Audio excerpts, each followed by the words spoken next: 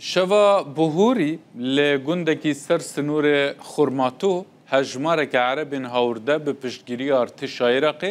hewildan ku çend parçe zeviyên Kurdan dagîr bikin yên du gundan lewma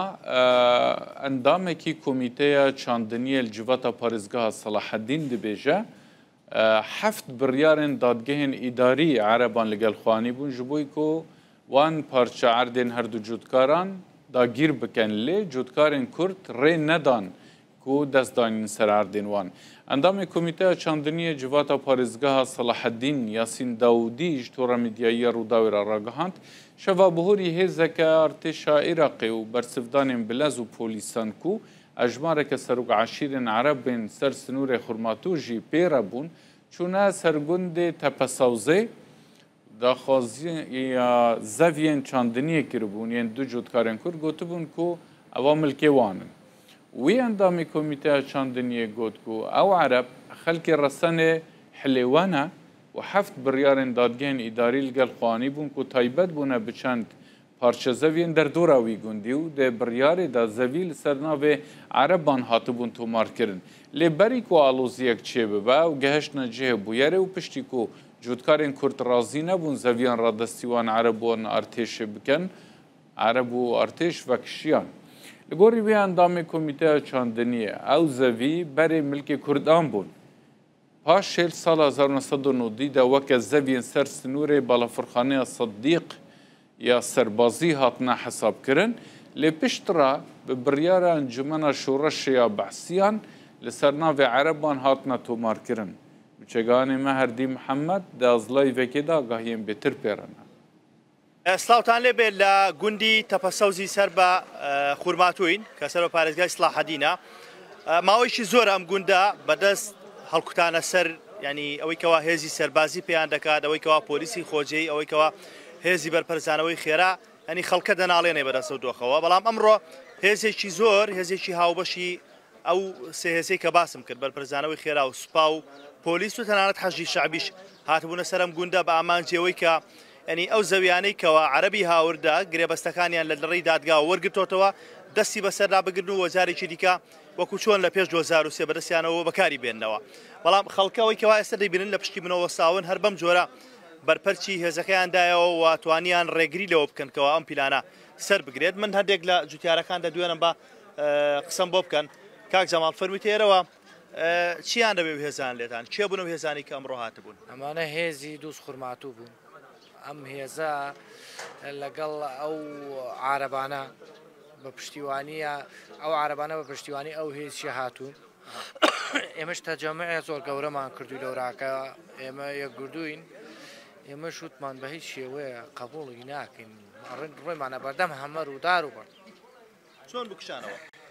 وڵی بە ڕێز مامۆسایەسینی شات هاوکارمان بی بە ڕێز مامۆسایەسین هاوکارمان بی بە ڕێز مەلاکەریم لەسەر خەت بی لەگەڵمانە ئیتر ئێمەش یەکگردووی خۆمان دەربڕی خاکیش لای دێنەوە جاریکە تەسەوڕەکەی بێنەوە وەڵاهی دێنەوە ئەڕوەڵا دێنەوە لەوەی گشت 20 ڕۆژ جارێ مانگی جارێ بێنەوە ئێمەش هەر جارێ بێنەوە ئەوە ئامادە ئەوین لە بەردەمیان دەست خۆش بێ با ئەوانی کە وەرگرم چۆنەوە ئەم هەمووی هێزە هاتبوون ینی ئەم بڕیارە دادگا توانێت جێبەجێ بکات لە ڕێی پۆلیسی خۆجێیەوە وڵای ئەمە چەند ڕۆژەم پیلانیان داناوی بێن چوارشەم داهاتووتیان تێنن دەوام نەبوو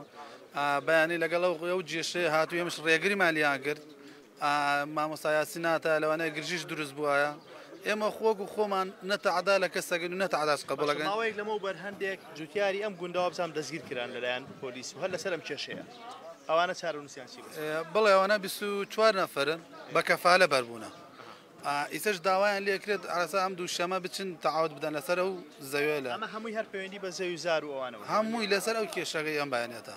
ئەمە جارێ نییە و زۆر جار ئەوان و جێشەتێن ئەم ڕۆتێن و بەعیتێن و هەر لا ئەمەوەیە بەڵام ئێمە ئامادە نیمان ئەو زەوی ئەگە بگوژێن لەسەری ئامادەینمان زەویەکان بدەینەوە دەست خۆش بێ بچام جوتیارانی کە لێرەن تۆ قسەمان بۆ بکە باشە ئەگەری هەیە جاریکە بێنەوە سەرتان وڵی ئەمە یەکەم جار و دێم جاریان ئەمە هەموو جارێ دێن بەڵام ئەم بەیانی وتیان عرب دێ بەڵام کە چوونە و دەشتە هێزێکی زەبە لە حەدەوەدا بۆ کێماڵکردنی ناوچەکە دێ کە دوای سەرەکەم بەسەر ئێمەیان داوە چواردەورمان گیرا و لەم لاو هاتن عەرزەکانمان داگیرکەن و ئێمە بەشی قبوڵمان نییە ئەو عربانە ئەرزەکەمان داین چکە ئەرزەکان هین کات سەدامە گۆڕ بۆ گۆڕ ئێمە کە کاتێ لە 82 هەن 1970 لێرە کە مامەکان و براکان گشتی پێشمەرگە بوون لەسەر کوردایەتی دێگەمانە ئەم دێ ڕوخە قوربانی شاوە چەند ماڵ لەم دێ نیشەجێن 120 ماڵ تقریبا نەبێ دێگی گەورەیە دێگی خەرەباڵغا 120 ماڵ لەم دێ مەوجودە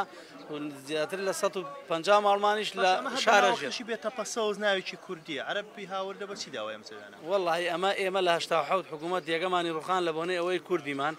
ئەوە کتابەکەیان مەوجودە ئەڕێ ئەم دێ بارکەن بیان ڕوخێن لەبەر ئەوەی زۆربەی کوڕەکانیان تەعاملیان لەگەڵ پێشمەرگە و عومەلای ئێرانن کاتی حربی ئێران دێکە ئێمە و مەتارە بە تەنیشمانە مەتارێکی عسکەریە مەتار سەدیقی پێڵێن بە وەکار ئەو مەتارەوە ئێمەیان دەرکرد دێگەمانیان ڕوخان بردمانیان بۆ ئۆردگایەک لە خوار ناحیە ئامریوە بوو ئەرکان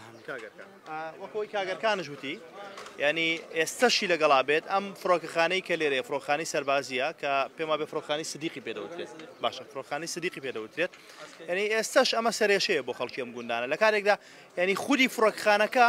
لە نێو زەوی ینی کشت و کاڵی جوتیاری کورد دروست کراوە واتە ناوچەیەکە تەواو کوردیە دروست کراوە لە سەردەمی بەحسا بەڵام ئێستا بەدامێنی فڕۆکخانەکەیە ئەمانەیانەوێت زەوی بدەن عەرەبی هاوردە بۆی کە بە حسابی خۆیان ینی کورد ینی بۆ ئەوان هین نییە مەسە بڵێ جێی متمانە نییە بۆیە ئەم کێشە و ئەم گرفتە بەرداوام بێرۆکیەمانی کردووە بەڵام خۆیان دەڵێن بەرگری دەکەن تا ئەو کاتی کە توانیان هەبێت تا ئەو کاتی کە یەک کەسیان ما بێت ئەوانی کە هەمووشی دەستگیر بکرێن ئەمان هە بەرگری دەکەن